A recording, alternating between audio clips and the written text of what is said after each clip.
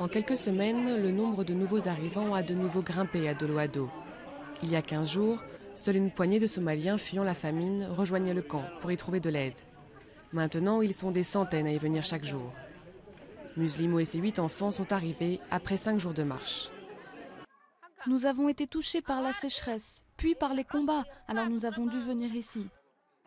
Il y a 2 mois, l'armée kenyane a lancé une offensive contre les rebelles Shebab en Somalie, en réponse à des enlèvements de touristes et des attaques sur son sol qu'elle impute aux insurgés. Selon des témoins, les troupes éthiopiennes sont aussi entrées dans le pays, en proie à une guerre civile depuis de nombreuses années. Ibrahim Mohamed est arrivé il y a 4 jours. Il vient de Bakoul, l'une des premières régions à avoir été déclarée en état de famine par l'ONU cet été.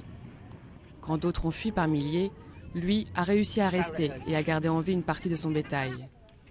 Mais lorsque les rebelles islamistes Shebab ont pris les chameaux qui lui restaient, il n'avait plus rien et a décidé de fuir à pied.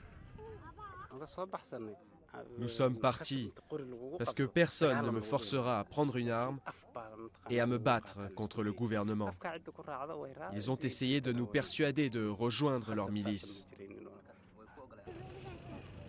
Selon les Nations Unies, d'autres raisons expliquent l'afflux soudain de réfugiés, notamment les pluies qui se sont arrêtées, rendant les routes de nouveau praticables. Un nouveau camp a récemment été ouvert à Doloado, mais sa construction avait pris du retard, ce qui a forcé des milliers de personnes à camper dans un centre de transit.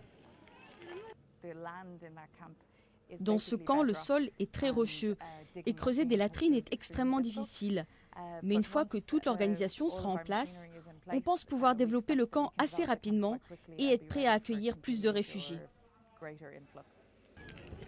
Le sud somalien a beau avoir renoué avec les pluies, il reste frappé par une grave crise alimentaire et les combats continuent à déplacer la population. Si les réfugiés des camps ont trouvé une certaine sécurité, de nombreux Somaliens doivent toujours, chez eux, faire face à un avenir incertain.